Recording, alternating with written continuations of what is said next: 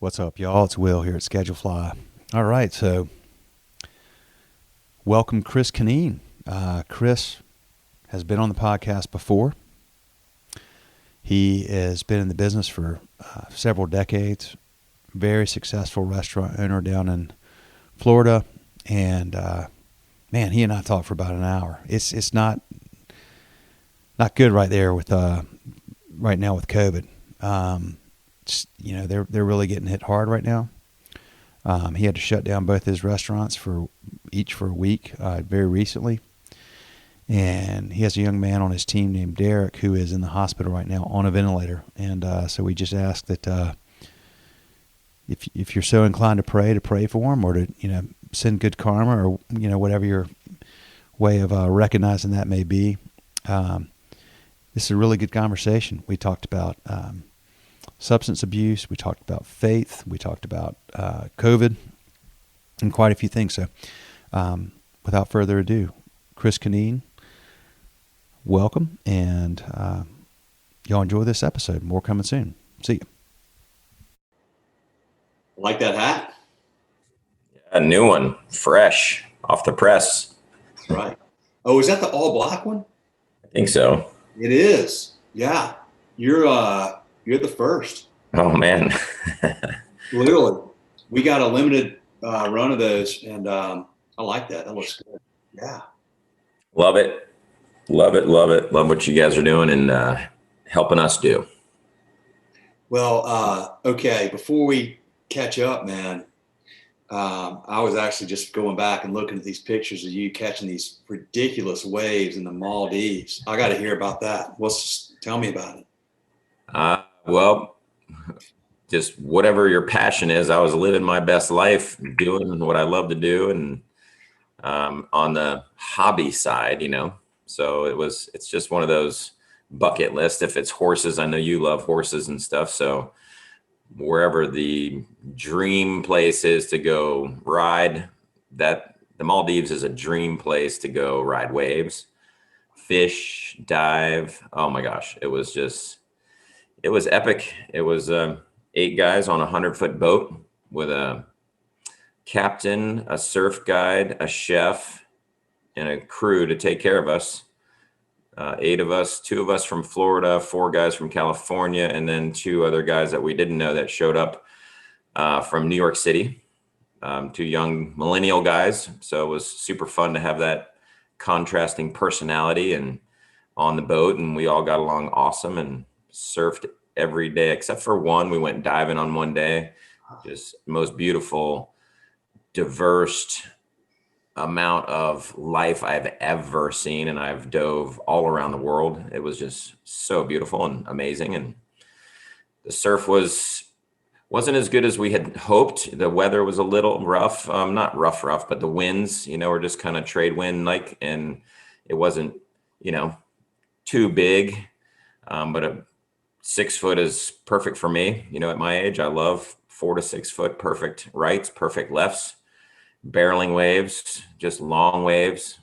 So wasn't quite as good of surf as the last time I went, but the different things that we did, we explored an island one day, and we dove another day and fished a whole bunch. And we made up for a little bit of the lack of surf, doing some other fun stuff. Okay. Now you say 6 foot wave, man. This thing I was just looking at this.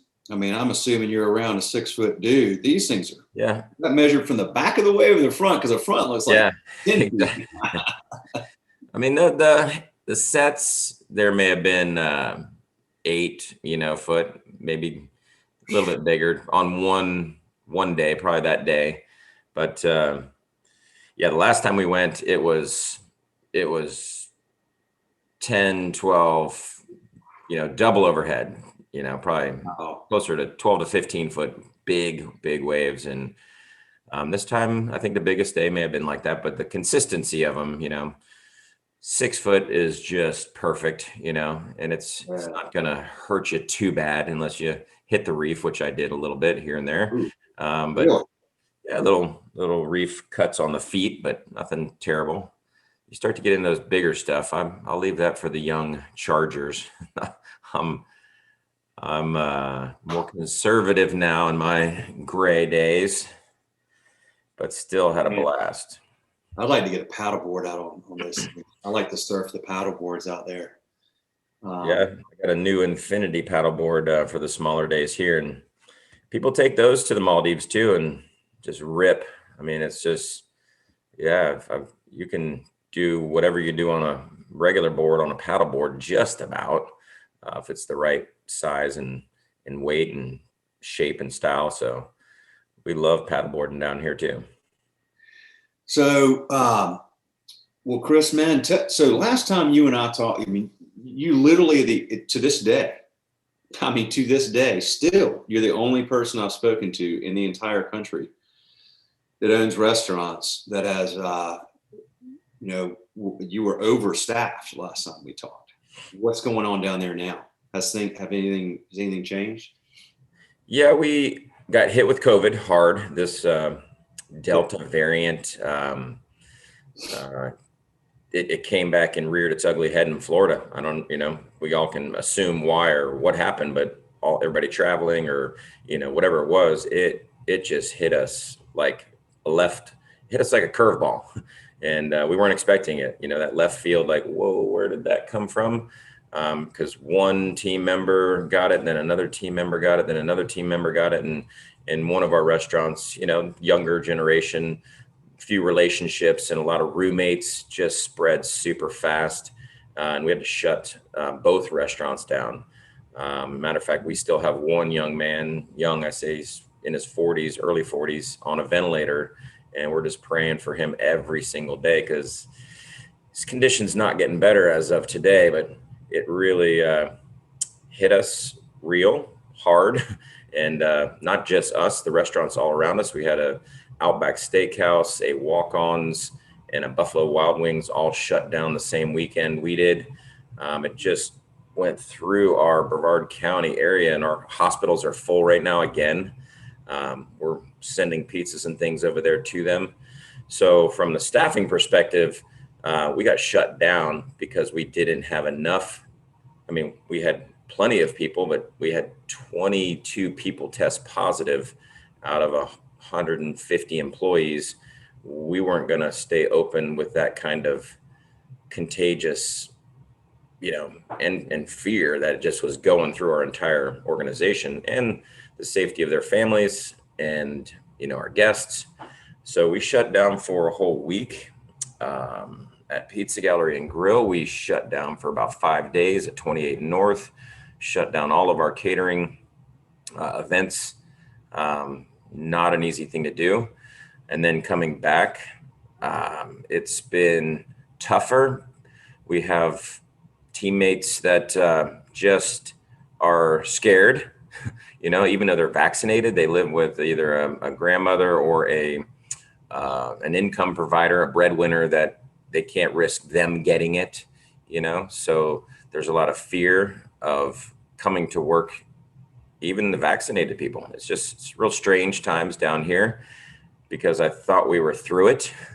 I thought the pandemic, as it is, kind of known, was behind us, and it's not. It came back down here really hard and really fast. And today we're good. We're staffed. We're open. We're operating safely. We've got most of our staff is either vaccinated or has had COVID.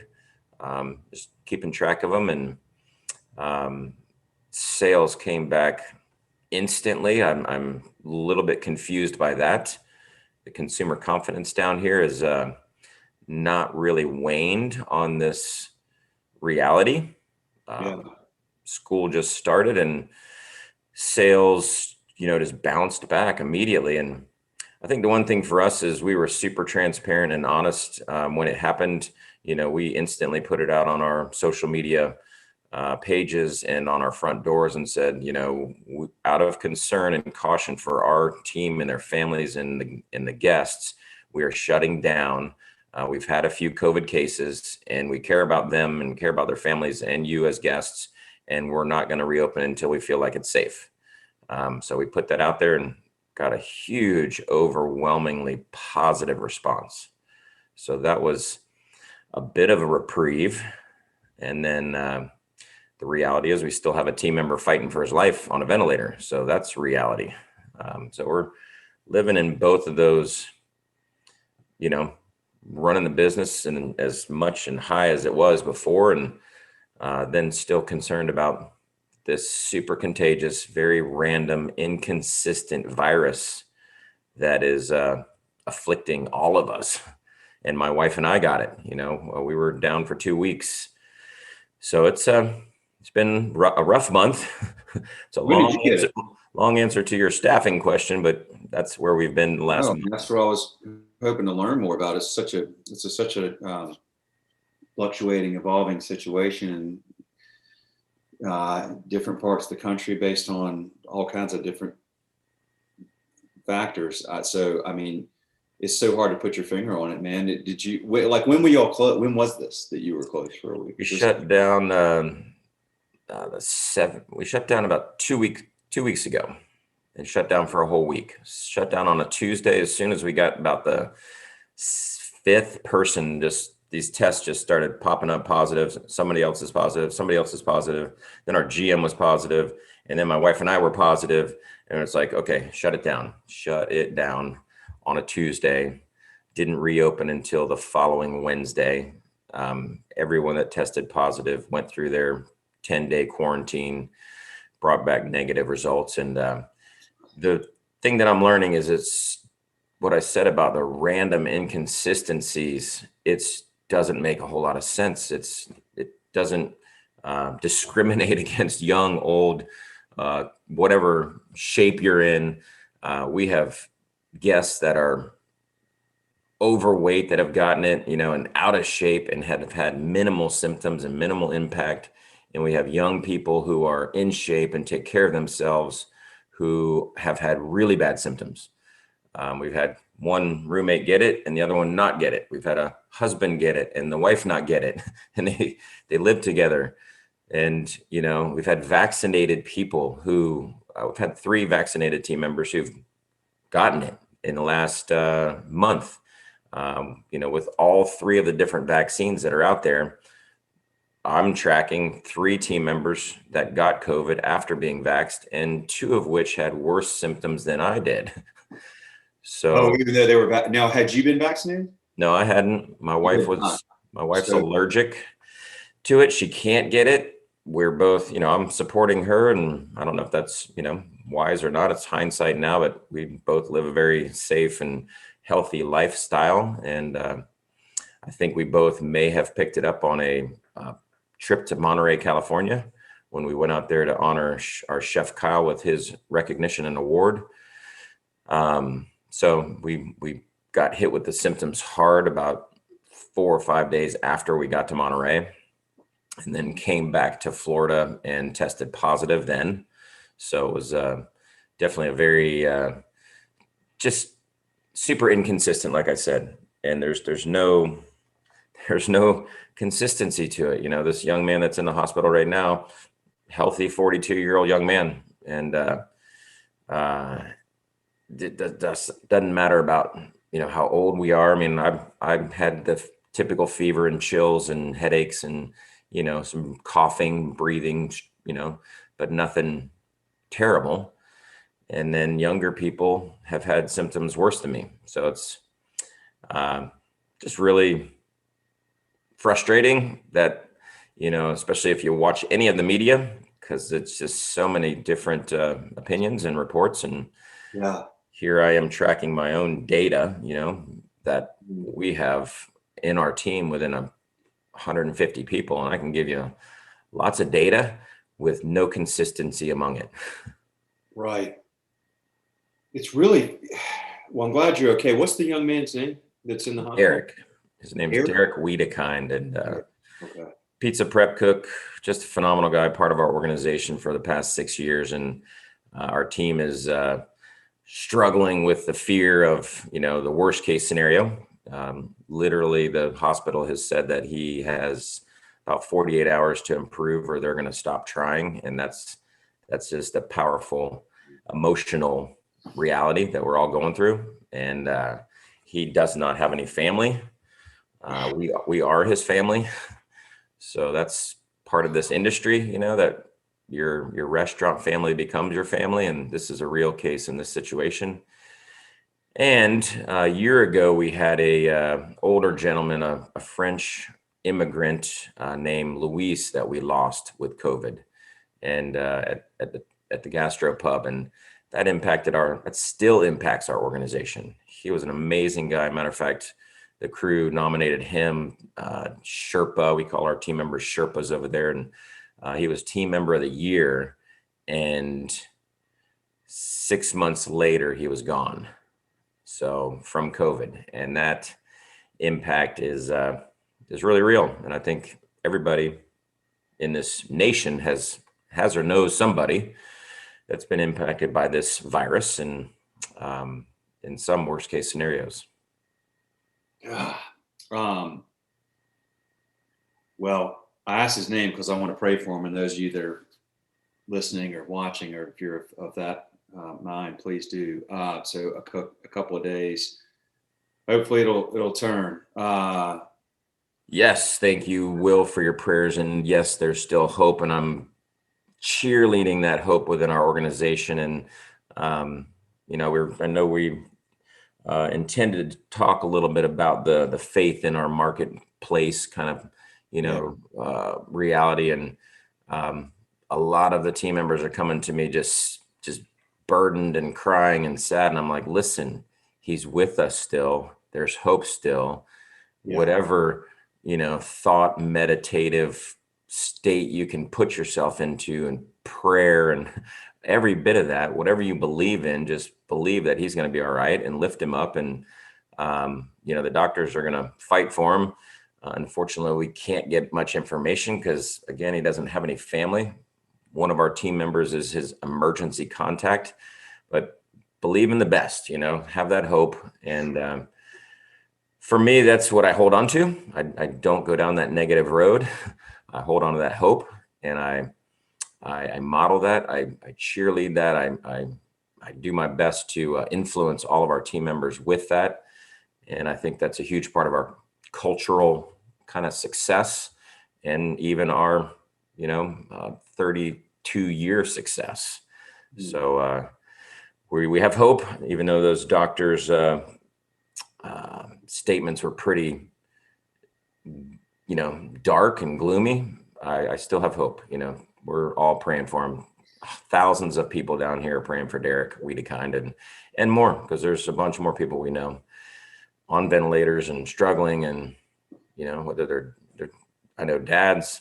We just lost our high school football coach, Brian Spencer, a dad and a high school football coach here at Vieira High School, to COVID. So it is not discriminating against any one demographic of any people. It's just, it's picking and choosing. And the one thing I can say that I'm aware of, and this is my opinion about all of the study that I've done and research and listening, and especially after I got it, just dug in even more how to get through it and get healthy and survive it, is the sooner you get help, the better. And I think that's pretty common sense with anything. And Derek waited too long. He was already couldn't breathe, and then he had somebody take him to the hospital. So, if you go to the urgent care today and get tested and they test positive, they pretty much tell you to go home and quarantine, drink lots of fluids, and rest, or, just rest for 10 days. If you get symptoms that you can't deal with any longer, then go to the hospital. I think it's too late at that point. So there are a lot of proactive theories out there, that, whatever the zinc and the ivermectin and the hydroxychloroquine and all these things that are out there. I'm no doctor, and I'm not promoting any or all of that. I just know the sooner you do something, the better. Don't wait for the symptoms to get that bad, because that seems to be the position that the hospitals are receiving people. And it's really, that virus has just mutated into something really ugly inside our bodies at that point. and that may be too late, but I know several people who have been on a ventilator and have come off and are healthy and are back to life now too. So it's not like a kiss of death either. There's a lot of hope and the progress that I think the doctors and medicine is improving on. Yeah. Be proactive. Don't just go home and sit there and watch Netflix and drink lots of fluid. My wife and I were just completely engulfed in, the vitamins and vitamin C's and zincs and every one of them, vitamin D and all of that. So it went through us in about 2 weeks, had about another week of just transitioning back. And I think I'm about 95% back. And I tested negative 2 weeks ago tomorrow. So when you mentioned the folks that have been like in your restaurant and folks testing positive, have you seen any variance between like the rapid test and the PCR test results? And I asked that question because I've heard that sometimes the rapid test can give a false negative or false positive. False negative. No, I mean, again, that's just so inconsistent. When I took my trip recently to the Maldives, we had to get the PCR test just as more of a proven, secure, travel criteria. So they made us do that PCR test both on the way there and on the way back before we came back to the States. The rapid test, I don't know. I don't know. I think they're just a little inconsistent, and I really don't have enough information to give my opinion. I know that the urgent cares down here are overwhelmed. There's a line around the door. It looks like, it looks like a Black Friday line around something, or a Chick-fil-A on grand opening day with a line around it. Man, it looks horrible. When they're open at 8 a.m., there's 100 people waiting to get tested. Now they're saying they're not testing people unless you have symptoms. They're not going to test you to get a work release to go back to work. It's, if you've got symptoms, go get tested. If you're positive, then it's 10 days after that you can go back to work. You don't need to come back to get a negative test. So I don't know. In the 6 different times I've gotten tested in the last year and a half, the method of their testing, swabbing your nose, has been very different.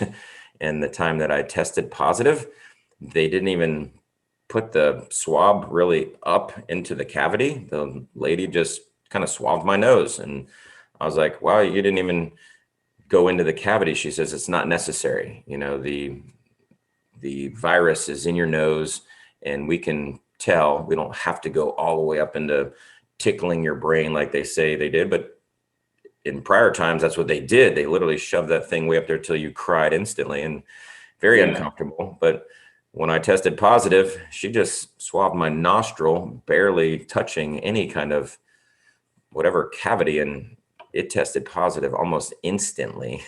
Literally within 5 minutes, the doc came back and said to my wife and I, "You're both positive." So I don't know about rapid PCRs and all that. All I do know is it takes longer for, the PCRs. And now they got these home tests that a lot of our people are doing. And my workout buddy just tested positive Thursday, and that's what he did, as a home test. I'm like, it's so inconsistent. And I think it's just, we don't know what we don't know. Yeah. And I'm frustrated with that. And with the inconsistent information and all the divisive subjects that people get onto a soapbox with, whether it's mask wearing or vaccinations or, testing, or it's so many things that are divisive to our nation, to our companies, to our relationships. And that is I think, worst part about this whole thing, is that people choose not to just be open-minded to others' opinions. And whether you agree or disagree, you can always agree to disagree. Yeah. But the judgment that comes with it and the division is sad and not good for any one of our relationships or our companies or nation by far. Yeah, we're tearing ourselves apart over something that it's unfortunate. It would be better to pull together. So that's quite a turn since, you and I last tried to do this, and we had, it didn't work. So what a different story now. That was what, 2 months ago, a month and a half ago. By the way, it's interesting because y'all are doing that. I'm in North Carolina here. Or at least where I am in North Carolina, we do it's not an at-home test, but when you go to the pharmacy, like I went to CVS, it's a drive-through. You stick that thing up there yourself. And I wish I had known I didn't have to stick it up there so far. I made myself cry. Yes. With that thing up there, I thought, well, I better get it good. And, but I was with a buddy who, right before that RV trip that we took, we were wakeboarding all day, and he called me a couple of days later. He's like, man, I got COVID. And so we, delayed the trip because I did the PCR and waited 2 days for that or whatever. Fortunately it was negative. Which was we were an entire day, but we were also, outside. Yeah. 90 degrees on a boat. Not really, we were on the same boat, but you're outside on a boat with plenty of sun and wind and water and whatever. But it's mind-boggling. We just got, I bet this stuff's going to change quickly, just as it did when this first, hit us March of 20. But we took that RV trip out to Colorado. We went out there to, remember Dave Query? Yes. You guys connected or whatever. We stayed at his house. He and Dana were out of town, and they had offered us the house, and I cousin Eddie'd it and took a 31-foot RV and rolled up on the set of his nice Boulder home and hung out with my whole family was out there. They were, it's weird because their cases were, there was almost no masks, and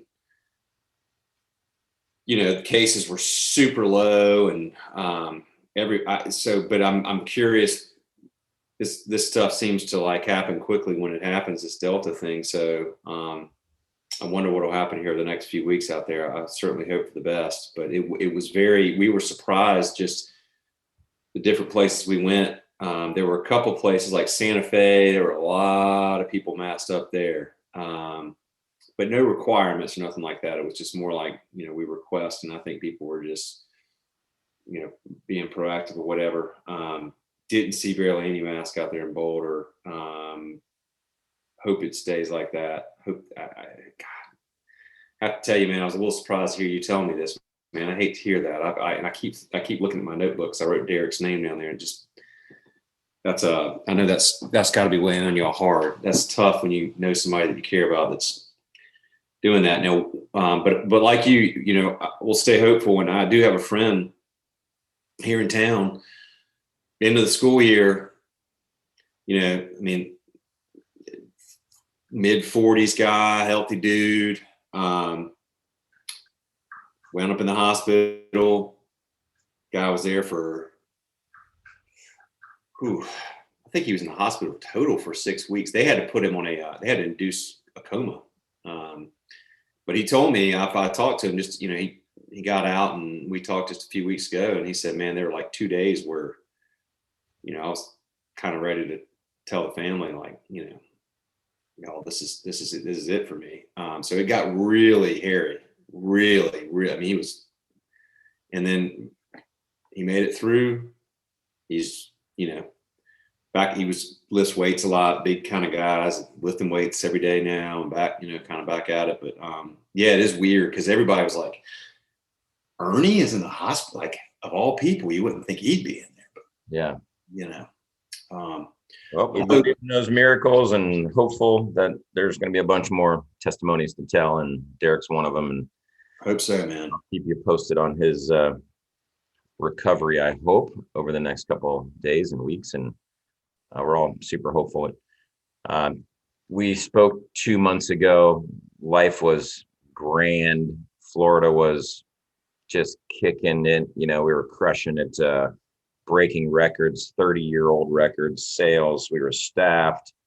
You know, life was really, we were doing our best to keep up with record pace at all of our restaurants. And, you know, Florida was an attraction. You know, people had some extra disposable income. They're traveling. They're, you know, where do we go? We can't go international. It's too risky going international. It's too inconvenient with all these testing and things. So let's just fly or drive to Florida. You know, we're a tourist destination. I mean, the mask situation was pretty existent. We were comfortable. It's the middle of the summer. It's hot. Like you said, we're outdoors 90% of the time, outdoor seating.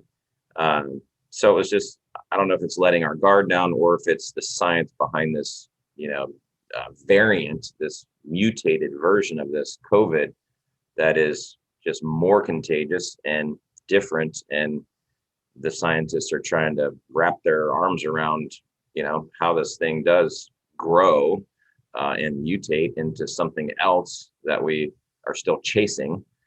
So it's unfortunate, and it's just living in today. We're not worried about the past or worried about the future. We're just living in today, doing the best we can to operate safely and care for those that are hurting or going through hardships, and promote to those who are, doing well to keep doing it. Don't let your guard down, because I think Florida may have let their guard down, with the governor and his position. And I love him, and I'm behind him to, stay strong and do the right thing.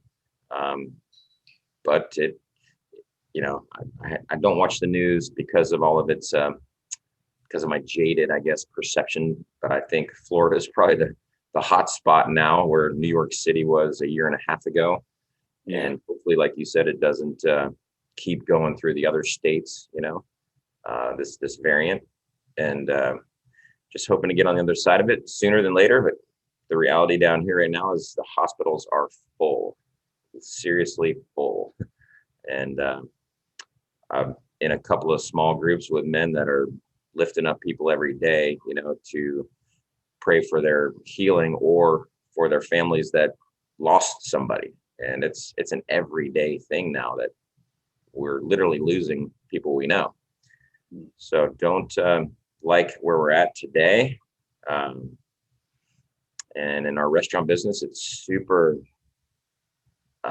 from a leadership place at a 30,000 foot place, we're trying to make decisions to be safe. And with all of that confusing information that's coming in, it's super difficult. So a lot of prayer and discernment, and seeking counsel with, people smarter than I, and whether they're, medical advisors or, just leaders in our community. There have been a lot of people doing the right thing, shutting down for a little while,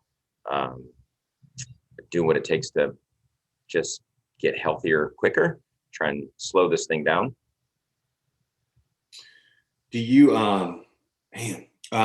well, this, when you talk about, you've got staff that, there's just people that are scared, that they don't know how to approach this, what to do. They're worried. Maybe they're young, maybe they feel healthy, maybe they're vaxxed, but they got a family member. So when you start talking about fear and people being scared and worried and concerned, especially in your industry, I start wondering, well, then, does that start, can that lead to, the issue that I want to ask you about, which you actually texted me this thing right before we started about Ben's friends, but do you start finding people that are, that's what happens, right? You get scared, you get worried, you don't know how to deal with the problem. So if you have, access to substances, you may turn to those. Y'all have this Ben's Friends meeting every Tuesday, it looks like, at Pizza Gallery. Tell me about just big picture with Ben's Friends, how it's been going with that chapter down there. And then, are those meetings taking on, even more folks these days, or how is that going? Because that's such an important part of, what you are doing, and what the bigger, world of the Ben's Friends group is doing for the industry. I think it's a huge benefit, important thing, important work. Yeah. And like you said, I think fear, I know for me, a man of faith, fear comes from the enemy. Fear is, God, whom I choose to believe in. We have a God that I believe in that is all about love, not and faith and love is what I believe. Fear is something that comes from the enemy, worry, doubt, all that stuff, and we've all been in those situations. We're human. So it's not hard to go there, especially when I've built a couple of companies and restaurants and nonprofits that are being threatened with ending, in a pandemic situation. We were shut down for a month. We had to let 120 employees go, and what we thought was going to be a week turned into weeks, and then months, and then a year of limited dining and limited this and limited that and all these restrictions. And just, you talk about the potential for fear. Heck yeah. Anyone that doesn't have a faith that comes from some foundation, and for Christians, that faith comes from God. And I am a firm believer that I'm not in control of any of this, obviously, but I can do something, in my little bubble down here in Viera, Florida. So myself and another restaurateur owns several, started an organization called Hospitality Life. It is an organization that is a, Christian-based organization. That is our moral, ethical, spiritual beliefs. And it's a resource for hospitality industry workers, owners, operators, all of the above, both restaurants, bars, hotels, you name it, anybody in the food and beverage hospitality industry. This website has resources, links to physical, relational, dependent, financial help that our industry people don't know are there.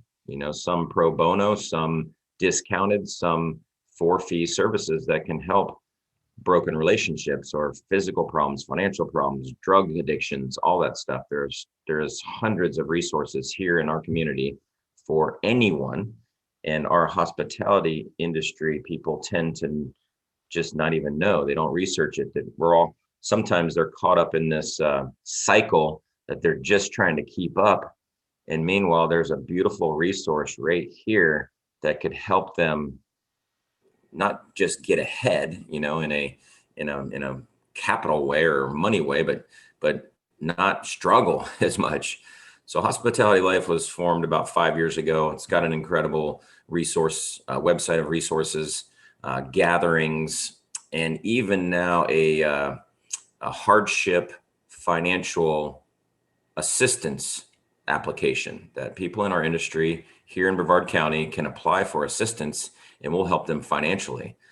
So we've got a good run of contributors, and we've raised some capital, and there's money in the bank to help people who have been out of work for a couple of weeks with COVID.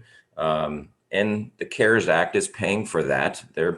We pay them, and the CARES Act pays us, but they've also fallen behind on other things, so fill out an application and get some help with what you need, a water bill, a car payment, a light bill, a rent. And we have those resources there. What's the website, Chris? Is it hospitalitylife.org? .org. Okay. Hospitalitylife.org. So that's for the Brevard County, residents and industry workers. And through that, I found out, and actually, through the co-founder of Hospitality Life, that he and I, Buzz Underhill, and I founded it. He gave me a book one day. We were in a meeting, and he said, "Hey, Chris, I was thinking about you with this book." And I told you this story, I think, Will. It's a book called Say Grace. How the Restaurant Industry Saved My Life, written by Steve Palmer out of Charleston, South Carolina, and another restaurateur guy. But I read this book and I realized as I was reading it, I was reading a story about my life, literally. And I told you about all the coincidences that were in his life story that happened in my life, just one after another, after another, after another. And I was just like, the hair standing up on my back of my neck, kind of like, what? This guy's writing an autobiography. It should be a biography about Chris Conneen's life. So I get to the end of the book, and there's a story about a chef that worked for this guy, Steve Palmer, named Ben Murray, and he committed suicide. He was an alcoholic. He was a vibrant, amazing, talented, incredibly funny and warm and just talented guy, just caught in a life of addiction and alcoholism that he must have felt alone. And meanwhile, around him, there were plenty of people that were sober or getting sober that he may just not have.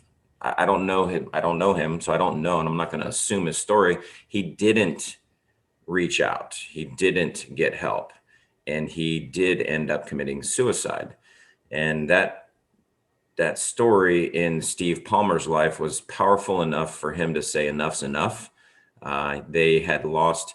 He owned several restaurants in that area, and they had lost, I think, 3 other team members over the same previous months with some music festivals that were happening around there and some overdoses that happened. And he just finally said, enough's enough. We have to do something. And that's all we can do in our own little world is something. So they started gathering a few people just to support each other in the road to recovery. At that point, I think Steve had, I don't know how many years of sobriety because he had a long history of addiction. And his story in the book, Say Grace, is about the restaurant industry and the family he found in his restaurants as a worker, server, bartender, GM, etc. He found a family there that helped him and held him accountable to change in his life, or they all knew that he would be another Ben Murray story probably. So fast forward to Ben Murray's story happening. Steve had some sobriety. Another gentleman in town in Charleston, named Mickey Baxt, had some 20 years of sobriety. Both of them had the same hearts to support the local industry there. And they started a support group called Ben's Friends after Ben Murray.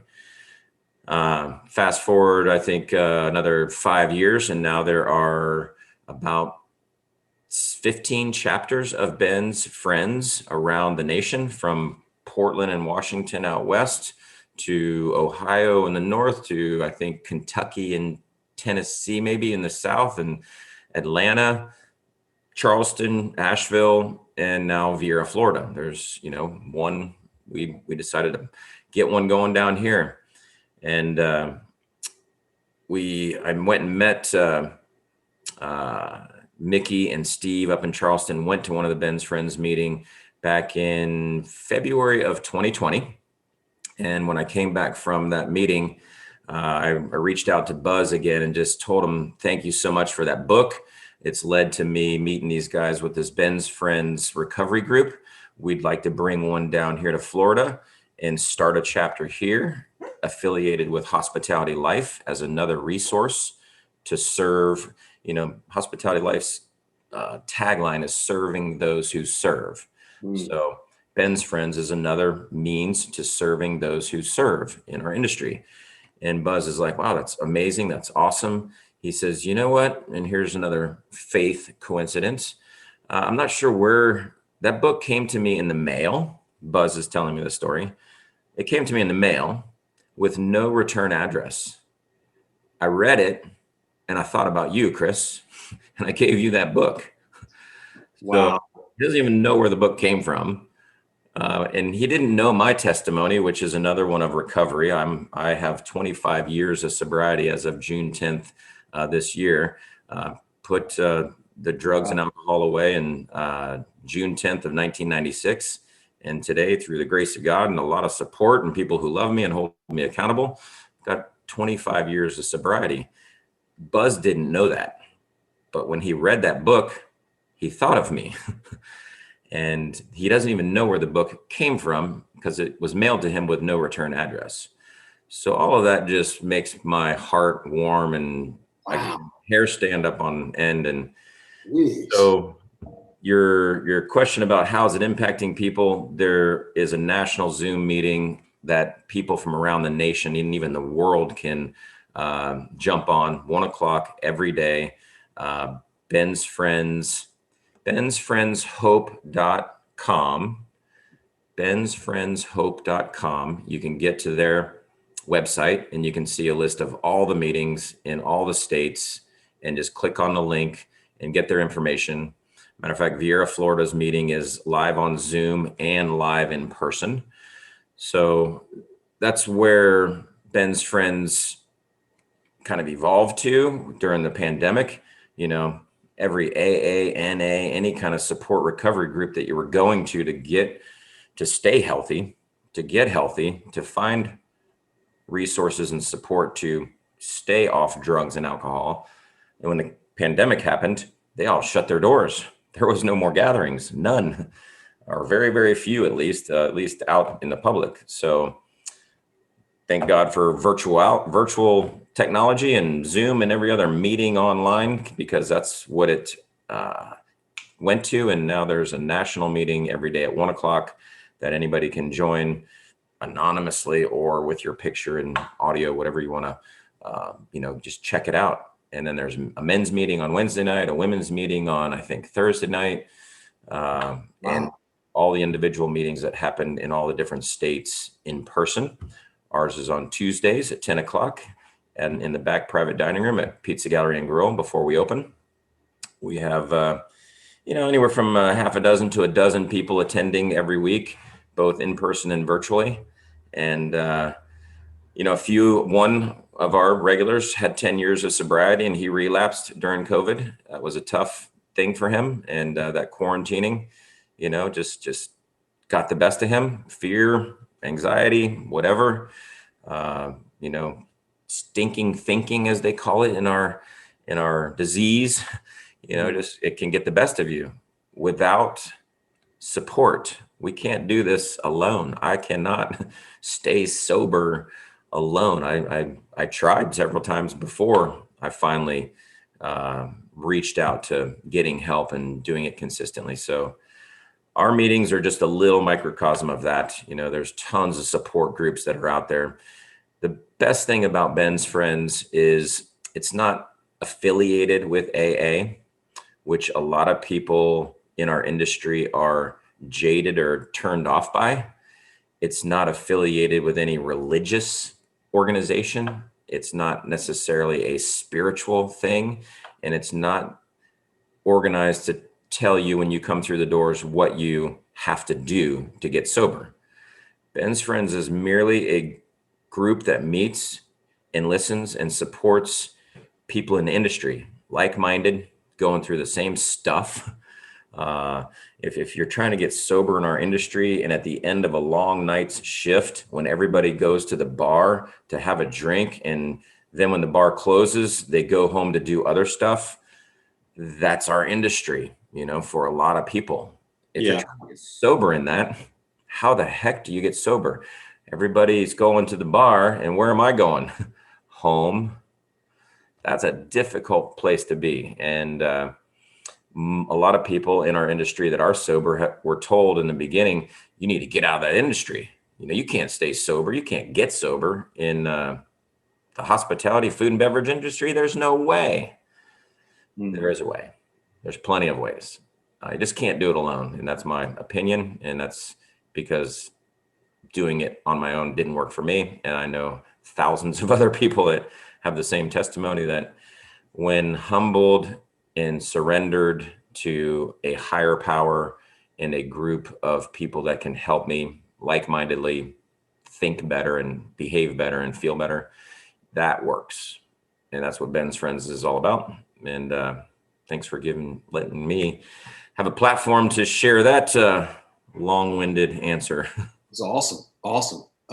So hospitalitylife.org, bensfriendshope.com. And then we got Derek there in the hospital. We want to, if you're so inclined to pray or think about him or whatever your reaction to that is, folks, please do. Well, Chris, man, let's do this again in a couple months, see where things are. Hopefully there'll be Derek will be back, and business will be good, and this thing will be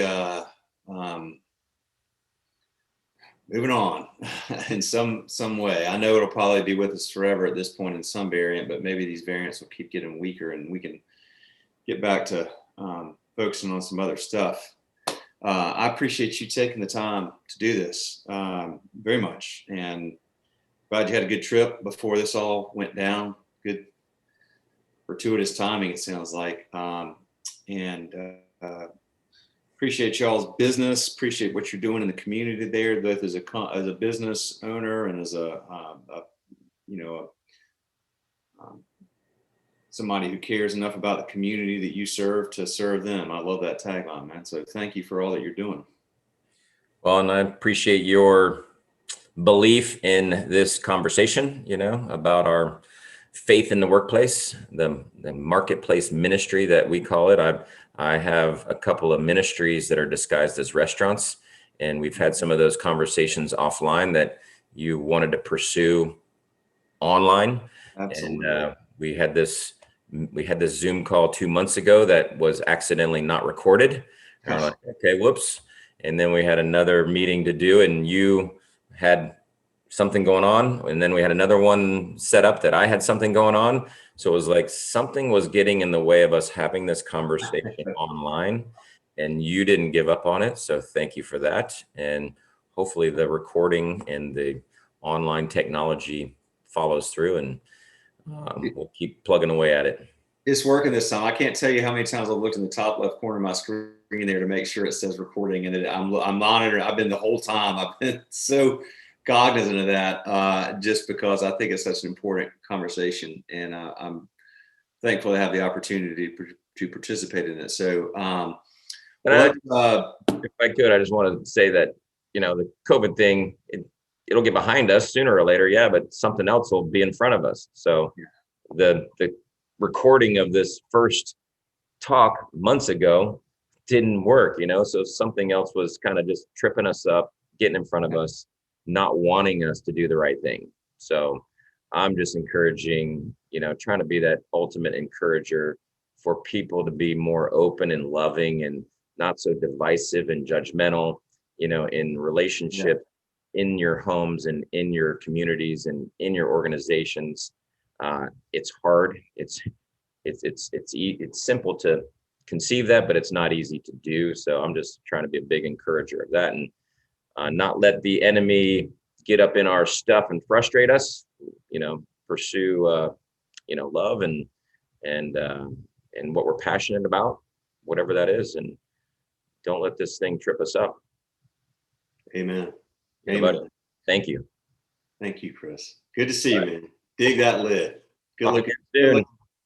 Keep texting me, and thanks for all that Schedule Fly is helping us do with communicating to our team consistently. You guys are an awesome platform, and the service we get from you guys is there isn't any better service. So thanks for that. Very kind of you. Appreciate you. All right. Take care, you and your family. All right, man. You too. Good to see you. Very good to see you.